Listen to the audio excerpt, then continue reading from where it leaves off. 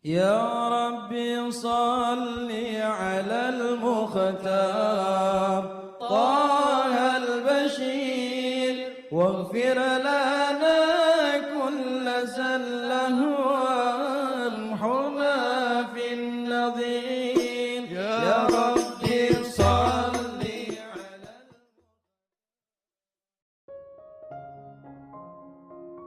Bismillahirrahmanirrahim. Alhamdulillahirrabbilalamin. Allahumma salli wa sallim ala sayyidina Muhammadin wa ala ali sayyidina Muhammadin miftahi babi rahmatillah adada ma fi ilmillah salatan wa salaman daimaini bidawami mulkillah.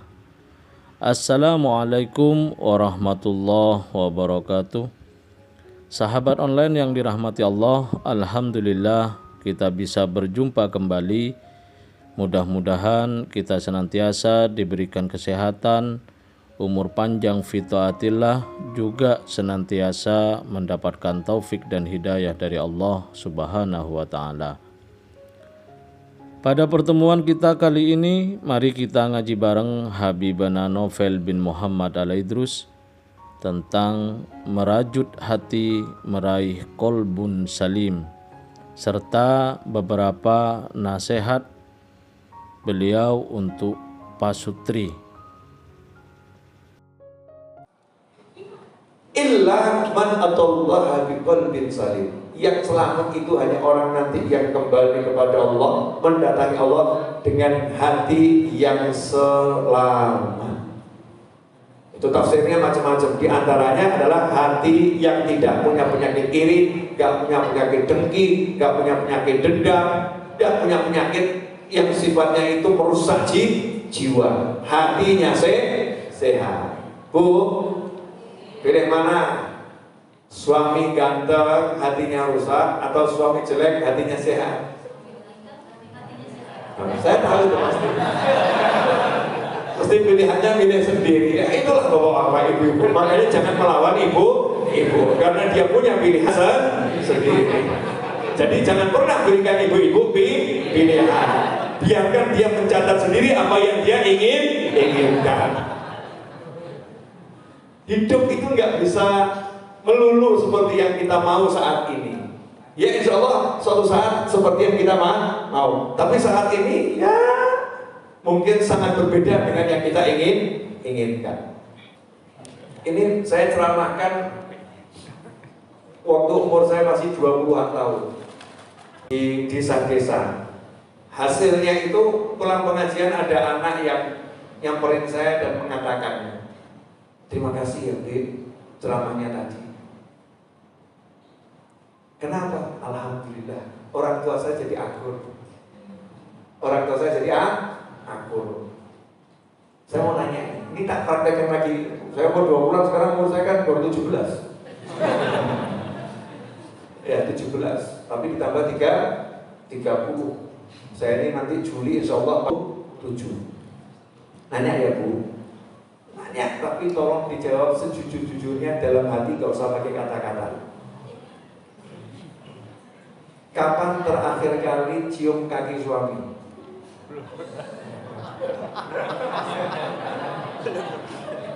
Saya yakin jawabannya yeah.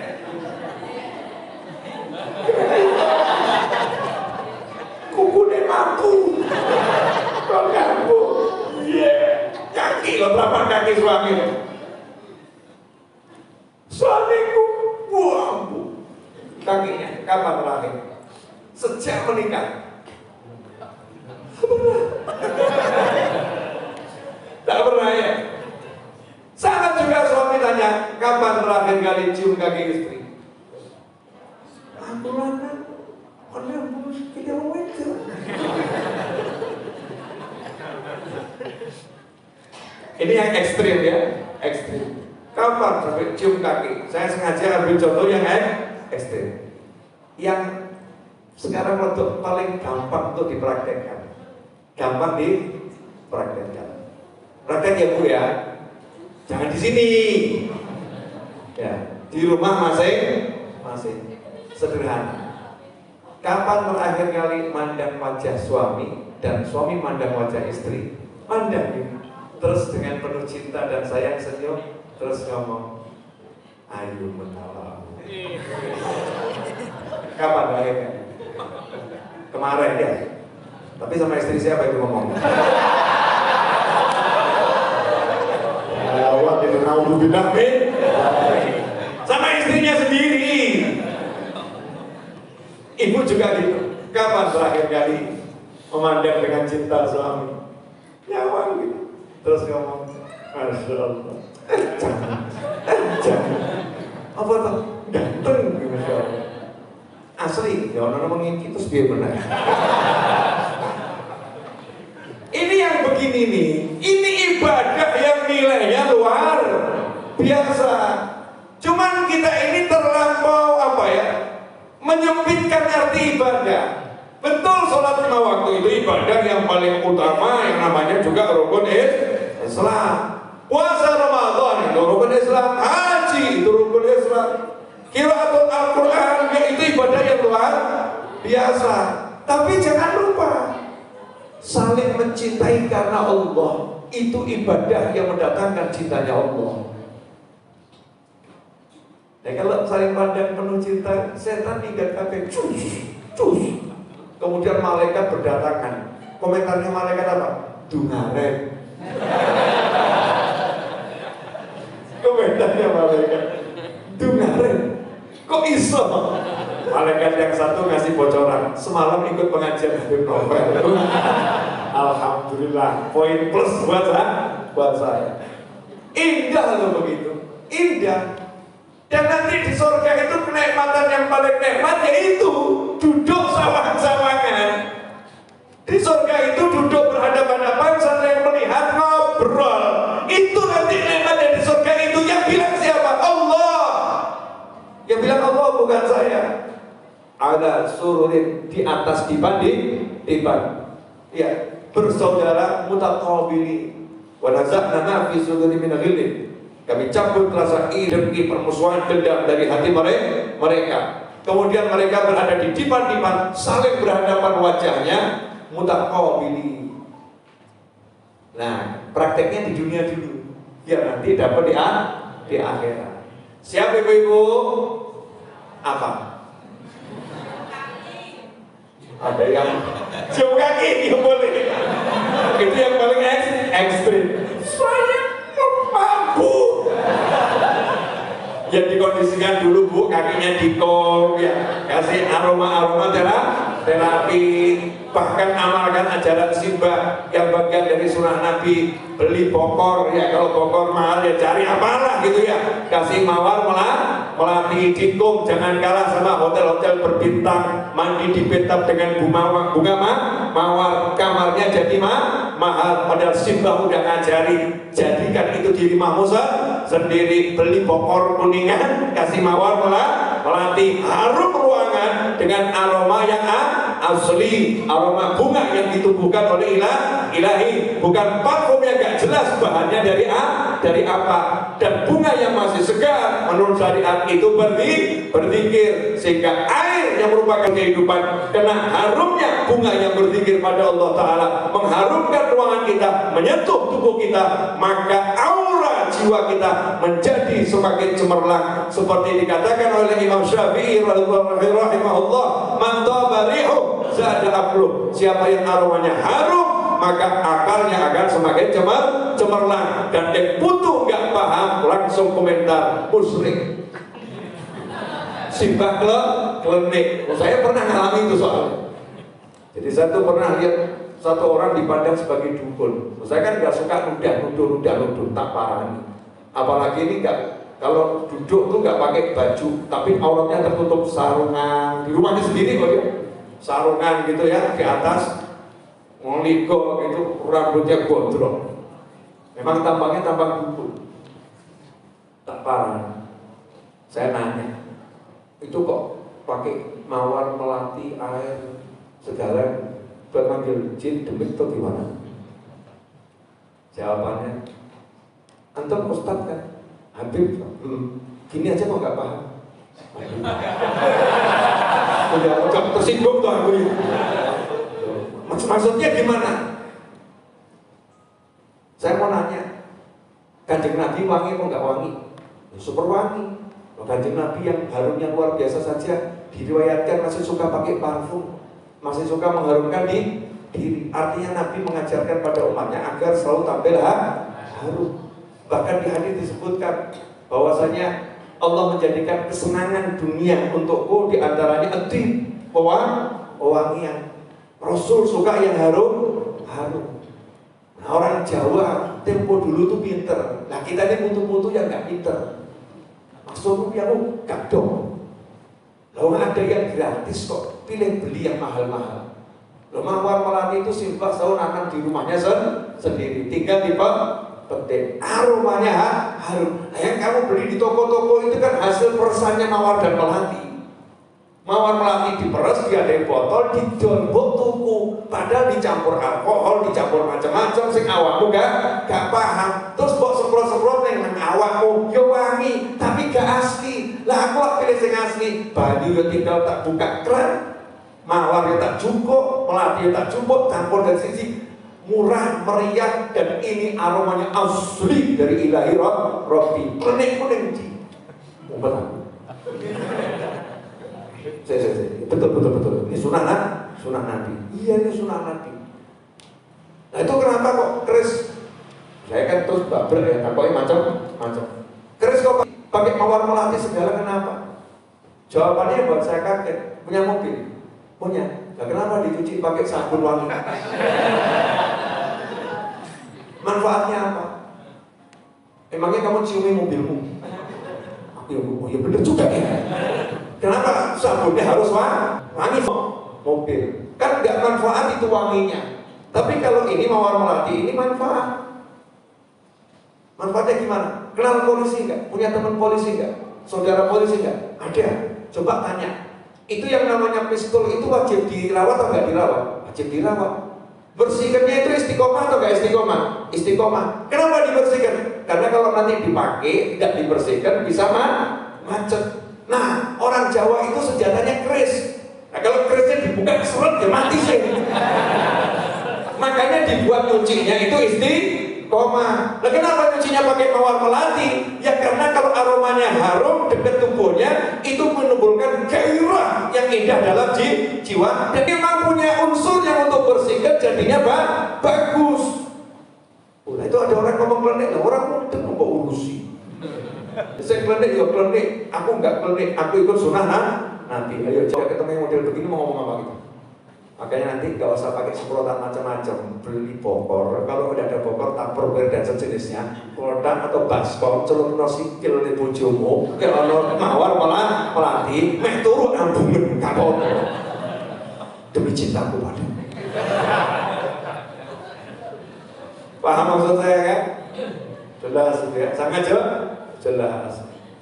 Nah itu sebenarnya kalau Mawar Melati dikasih air itu, ya memang ada sesuatu. Sesuatunya itu apa? Yang jelas jin demit gak akan dekat. Sebab jin sama demit itu gak suka aroma yang harum. Yang dekat itu nanti para malaikat. Para malaikat akan mendekat. Makanya kita menjadi lebih sensitif positif ya, lebih adem di hati. Nanti kalau dengar ayat Al-Quran kok tiba-tiba jadi perintah-perintah, jangan diartikan macam-macam. Nanti kalau saya jadi pemimpin di tahun 5000 Masehi,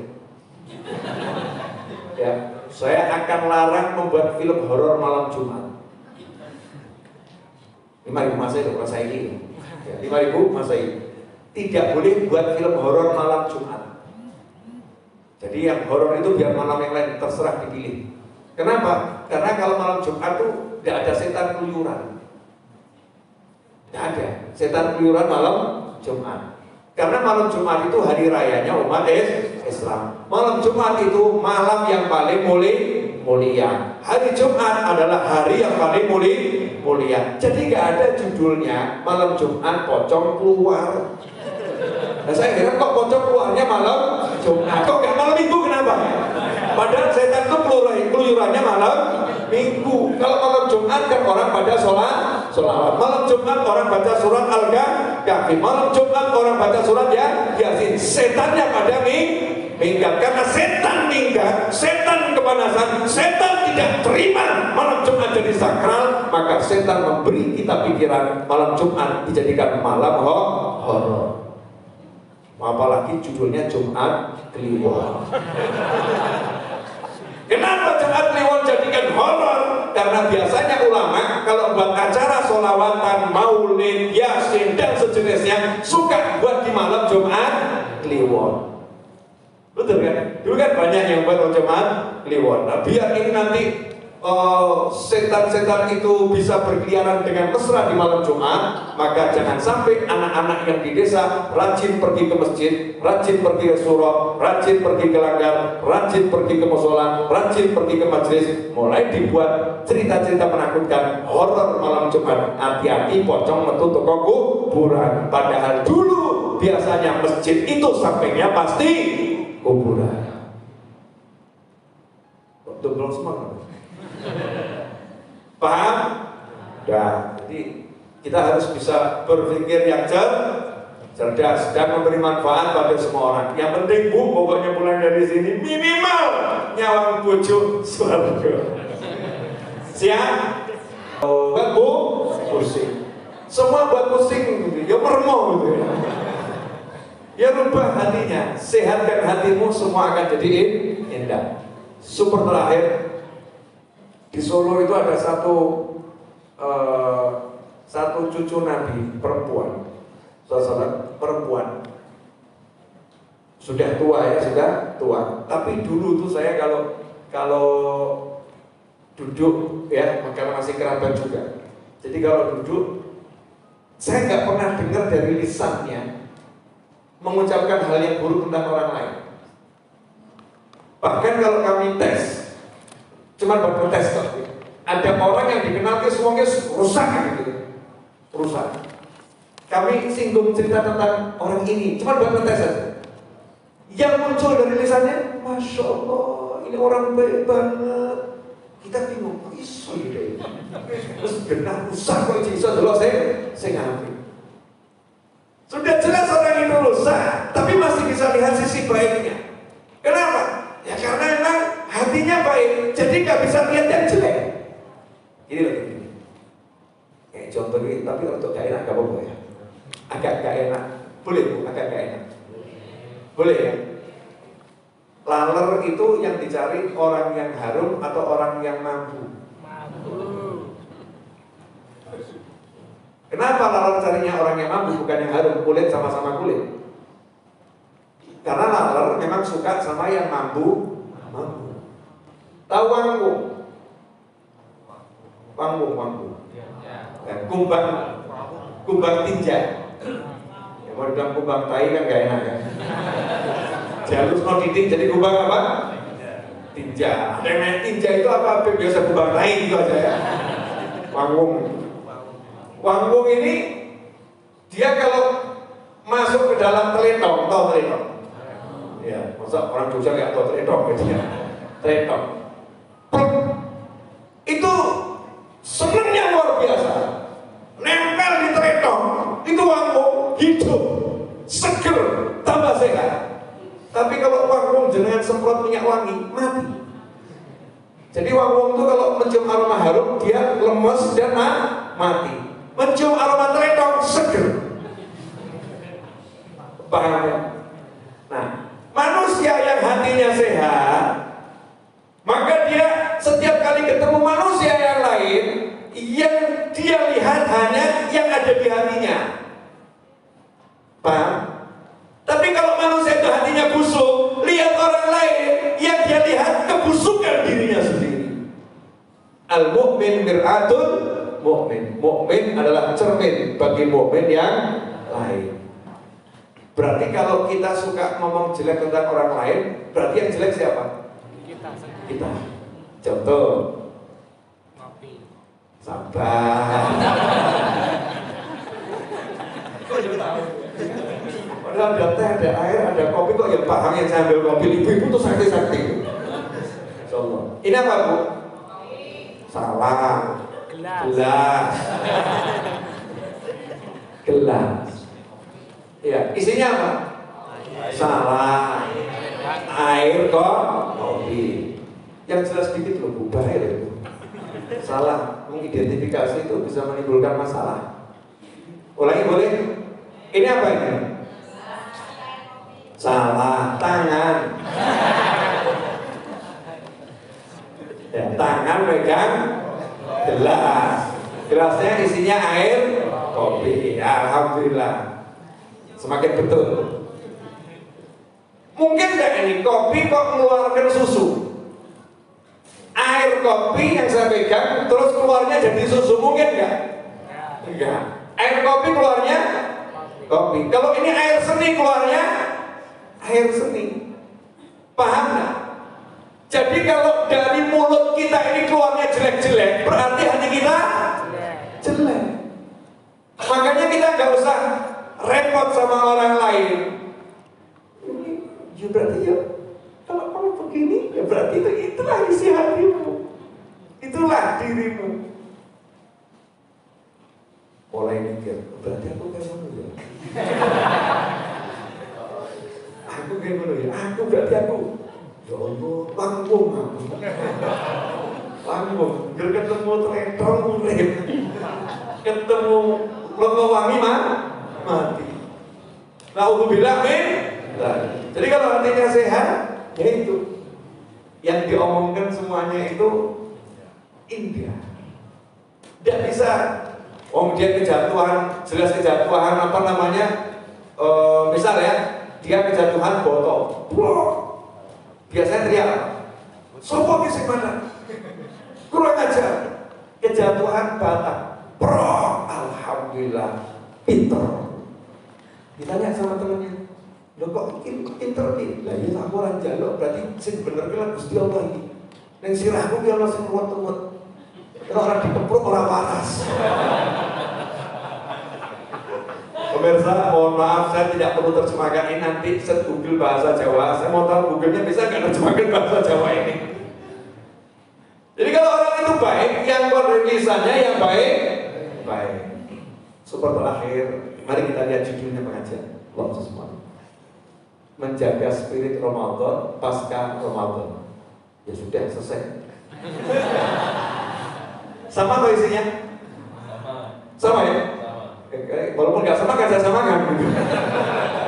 Karena spiritnya Ramadan adalah punya jiwa yang bersih, ya punya kebersamaan, saling mencintai dan menyayangi, dan semua itu berawal dari hati yang sehat. Dan itu baru sekelumit dari apa yang terbetik tadi di awal, dan sebetulnya banyak tadi yang muncul tapi nggak bisa disampaikan saat ini karena keterbatasan waktu dan tempat, dan juga tenaga dari antum dan saya, karena saya juga harus menyupir kembali ke Solo dan kemudian melanjut dan selanjutnya kerja bakti dan seterusnya dan seterusnya.